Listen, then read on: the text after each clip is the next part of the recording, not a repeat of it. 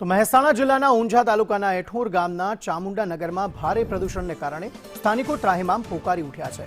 અહીં આવેલી KM traders factory દ્વારા છોડાતા કાળા દુર્ગંધયુક્ત ધુમાડા અને ઝેરી કેમિકલયુક્ત પાણીને કારણે 30થી વધુ પરિવારોના સ્વાસ્થ્ય સામે ગંભીર જોખમ ઊભું થયું છે। લોકોને આંખોમાં બળતરા, ત્વચાના રોગો અને શ્વસન સંબંધી તકલીફો થઈ રહી છે। આ ગંભીર સમસ્યા અંગે ચામુંડાનગર અને એઠોરના રહીશોએ મહેસાણા જિલ્લા કલેક્ટરને આવેદનપત્ર પાઠવી ફેક્ટરી તાકીદે બંધ કરાવવાની માંગ કરી તેમજ યોગ્ય પગલાં ન લેવાતા ઉગ્ર આંદોલનની ચીમકી ઉચ્ચારી છે। મારા ખેતરમાં ખુદ મારા ખેતરમાં પાણી આવે એમાં છેલ્લા 3-4 વર્ષથી મેં અનાજનો દાણો પણ એમાં લીધો નહીં હજુ લગન। ખેતરમાં પાક થાય તો લઉં ને, અને મારા ઢોર 2-3 ભેંસો મરી જઈએ, કહેવા જઈએ તો પૈસા આપવાની કે પૈસા મારે શું કરવાના, અને બોલા ઢોર મરી જાય છે તો પૈસા એને મારા શું કરવા છે? મારે તો હવે મોણા જેવા મોણા ઢોર જેવા ઢોર મરી જાય તો એના પૈસા મારે શું કરવા? અમારે તો એટલું જ કેવું છે કે ગમે તે સરકારને કે આ ફેક્ટરી તમે બંધ કરો, બીજું કોઈ કહેવા માંગતા નહીં। ઊંઝા તાલુકાના એઠોર ગામે ચામુંડાનગરમાં એક કેએમ ટ્રેડર્સ નામની ફેક્ટરી આવેલી છે। છેલ્લા ઘણા વર્ષોથી ત્યાં પ્રદૂષણ ફેલાવે છે। 200 થી 300 મીટરના વિસ્તારમાં એટલું પ્રદૂષણ થાય છે કે ત્યાં વસવાટ કરતા તમામ પરિવારો, પશુપાલકો અને ખેડૂતો આ તમામને ગંભીર પરિસ્થિતિ ઊભી થઈ છે। ત્યાં આગળ જીવલેણ રોગ થાય એવી પરિસ્થિતિ છે। આવનાર સમયમાં જો કેએમ ટ્રેડર્સ નામની ફેક્ટરી બંધ કરવામાં નહીં આવે તો ત્યાં વસવાટ કરતા લોકોને જીવલેણ રોગ થઈ શકે છે, કેન્સર જેવી બીમારી થઈ શકે છે। તો પ્રદૂષણને રોકવા ચામુંડાનગરના લોકોની રજૂઆત છે, જો કે રજૂઆત ધ્યાને નથી લેવા રહી। મહેસાણામાં ઝેરી પ્રદૂષણ સામે લોકોનો આક્રોશ જે છે તે જોવા મળી રહ્યો છે। હવે તેવામાં લોકોએ એક રેલી કાઢીને પોતાનો આક્રોશ ઠાલવ્યો હતો।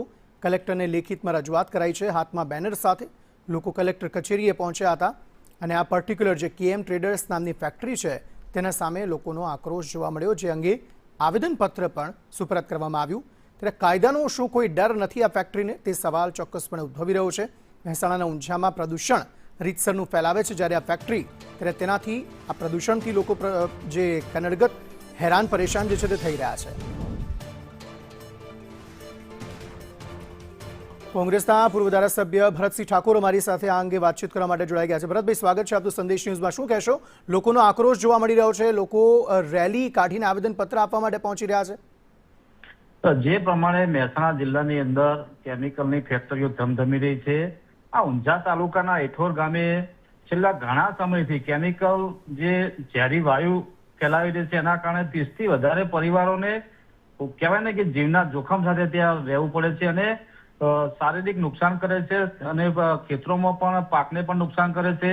તેમ છતાં મહેસાણા જિલ્લાનું પોલ્યુશન વિભાગ ઘોર નિંદ્રામાં હોય તેવું લાગી રહ્યું છે। આજે જનતાનો આક્રોશ બહાર આવ્યો છે અને કલેક્ટરશ્રીને પણ આવેદનપત્ર આપી અને ચીમકી પણ આપી છે કે ટૂંક સમયની અંદર જો આની ઉપર એક્શન લેવામાં નહીં આવે તો આવનારા દિવસોની અંદર મોટું જન આંદોલન કરવામાં આવશે। એવી જ રીતે મહેસાણા તાલુકાના સામેત્રા ગામે પણ છેલ્લા ઘણા સમયથી ત્યાં પણ એક કેમિકલની ફેક્ટરી ધમધમી રહી છે। અનેક વખતે લોકો રોડ રસ્તા બ્લોક કરી એનો વિરોધ પ્રદર્શન કર્યું। ભરતભાઈ, આપને શું લાગે છે કે આ સમસ્યાનો હલ કેમ નથી આવતો? જો આટલા વર્ષોથી લોકો તેની રજૂઆત કરી રહ્યા છે તો તે સમસ્યાનું નિરાકરણ કેમ નથી આવતું અને આપે આ લોકોને મળવાનો પ્રયત્ન કર્યો? ચોક્કસ, હું ઘણી વખતે એટલો તો મારા વિસ્તારમાં નથી આવતું પણ એમને પણ મદદ કરીએ છીએ। સામેત્રા બહુચરાજી વિધાનસભા મત વિસ્તારની અંદર આવે છે, ત્યાં પણ અમે રસ્તો બ્લોક કરીને વિરોધ પ્રદર્શન કરી અને કલેક્ટરને જે તે વખતે અમે આવેદનપત્ર આપેલું।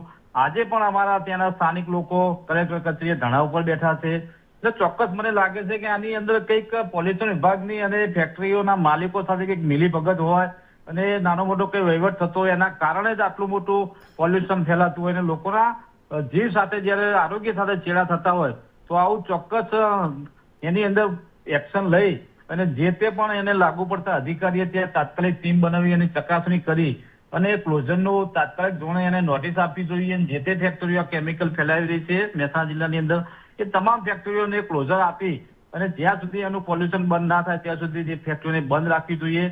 અને પોલ્યુશન વિભાગને સંદેશના માધ્યમથી કહેવા માંગુ છું કે તમે જે પણ ત્યાં આગળ ટીમ મોકલો છો અને જે તપાસ કરે છે કેવી તપાસ કરે છે કે હજુ સુધી ફેક્ટરીઓ બંધ કરવામાં નથી આવતી। જે મિલીભગત ચાલી રહી છે બંધ કરીને તાત્કાલિક ધોરણે આરોગ્ય સાથે ચેડા થાય છે બંધ કરવામાં આવે એવું મારું ચોક્કસ માનવું છે। આભાર ભરતભાઈ, અમારી સાથે જોડાવા બદલ। તો મહેસાણામાં પ્રદૂષણની ફેક્ટરી જે છે તે ધમધમી રહી છે, ઝેરી જાળ પાથરેલું છે આ ફેક્ટરીઓ દ્વારા।